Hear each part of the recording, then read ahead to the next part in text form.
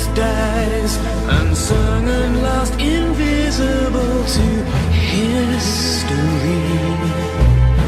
The Legend of Zelda, a timeless classic since 1986, would spawn a multitude of games throughout the years, from Ocarina of Time on N64, Twilight Princess on the GameCube, or Skyward Sword on the original Wii.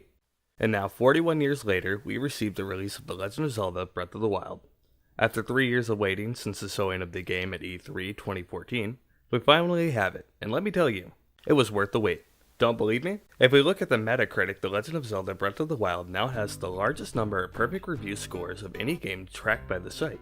And with all the hype around the game, and the universal praise, we decided to try the game out for ourselves and see what we think of it. We will rank the game based on this 100-point system. Game mechanics and ease of use worth 10 points, graphics worth 10 points, overall story and subquest worth 15 points, reliability of game engine worth 10 points, difficulty worth 10 points, replayability worth 10 points, enjoyment and engagement worth 15 points, music and other Foley sounds which are worth 10 points, and exploration of freedom of movement in the game worth 10 points.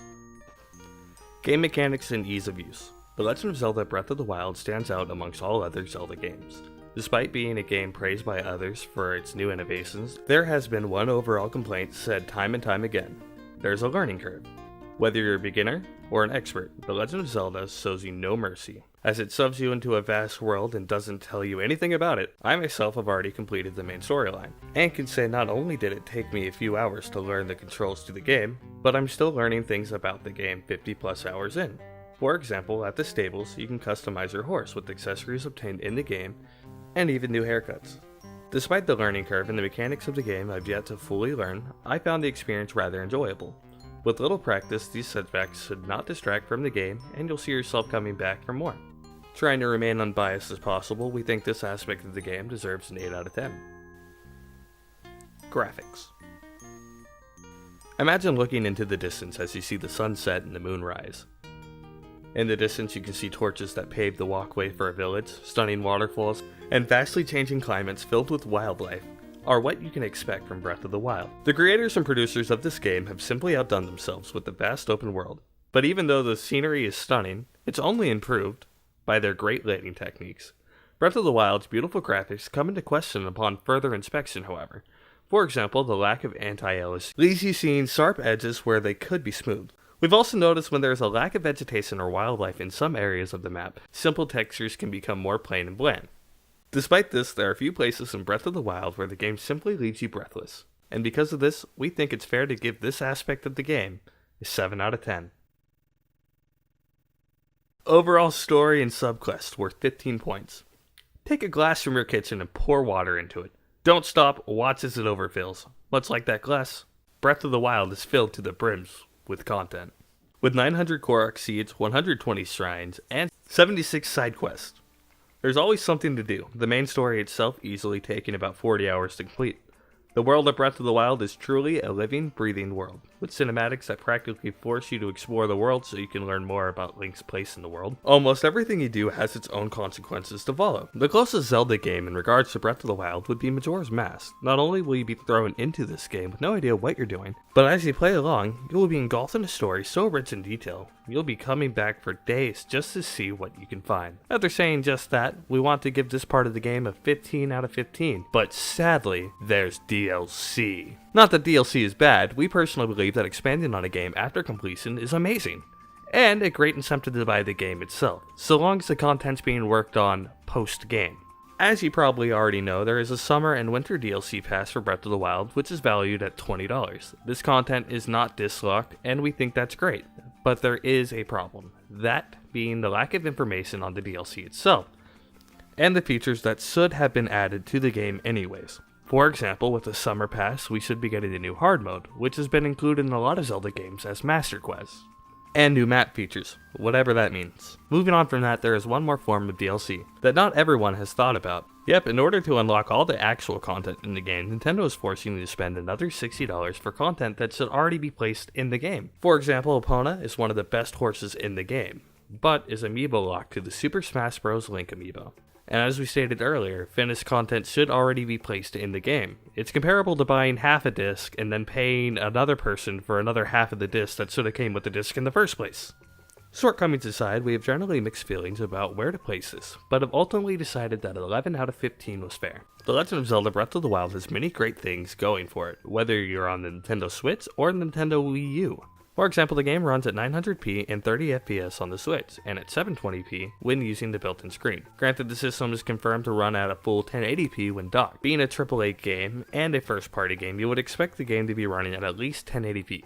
Granted, Breath of the Wild's artistic style doesn't necessarily need to run perfect graphics, so we will give it that. However, on the Wii U, the system runs at 720p and 30 FPS, but this is not always the case.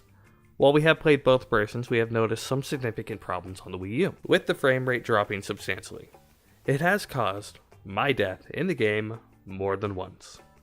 However, this has only happened a few times and usually does not distract from the gameplay, but when it has happened to us, it was bad, and for that reason, it earns a 7 out of 10. Difficulty.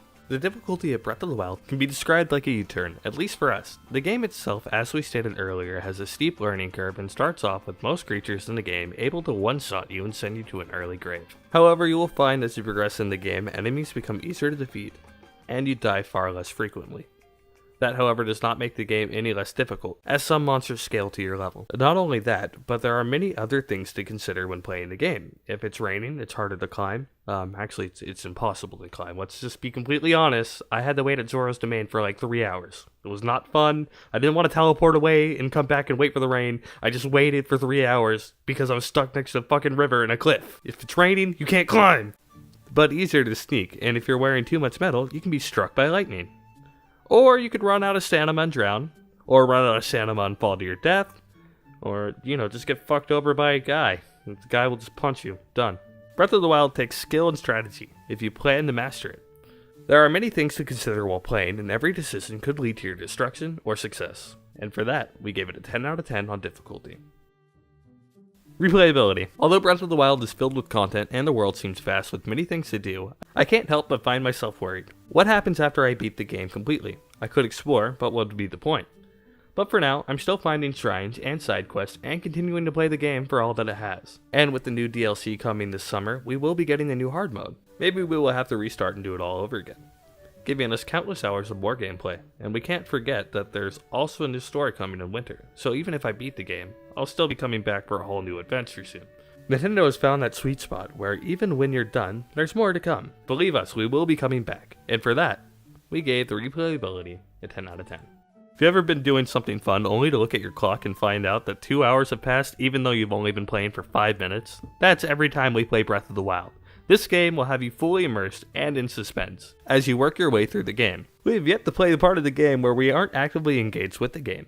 And even when you do get distracted, it leads to other great adventures. You could be completing the subquests and see some ore. Next thing you know, you're fighting a giant rock monster named Steptalis. The world itself is alive and open. You'll get to know the characters. There's no flat or static people in the game. Each person has their own objective and goals, whether it's a Zora swept away in a flood or a Gerudo looking for someone to love. And for these reasons, we gave it a 15 out of 15. Music and other fully sounds. Never before have we played a Zelda game lacking music in the way that Breath of the Wild does. No longer will you hear the familiar tones of Hyrule Field or Gerudo Valley, but instead ambient noises that make the world pop.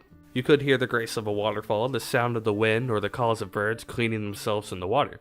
Still, we can't help but miss some of the familiar songs from past titles. Not to say that there is no music in the game. In fact, the music in the game is so perfectly used, it blends in masterfully into Breath of the Wild's fights and other areas, leaving you with a better feeling of immersion. Unlike most games, in Breath of the Wild you are not restricted in where you go. There is no linear story to the game, and are literally completely free to go anywhere you see on the map, allowing exploration in a way that has rarely been seen in any game to this day. Even when compared to other open world games, Breath of the Wild blows the competition out of the water. And in this game you are truly free. For that, we gave it a 10 out of 10. Overall, The Legend of Zelda Breath of the Wild scored an 86 out of 100, and is a must-play game for any serious or casual gamer. And to deprive yourself of this game is to deprive yourself of what is surely one of the best games in the last decade. Thanks for watching, and as always, we will see you in the next video. Bye-bye! I guess we're doing Markiplier now. I didn't think that when I wrote it. Keeping it.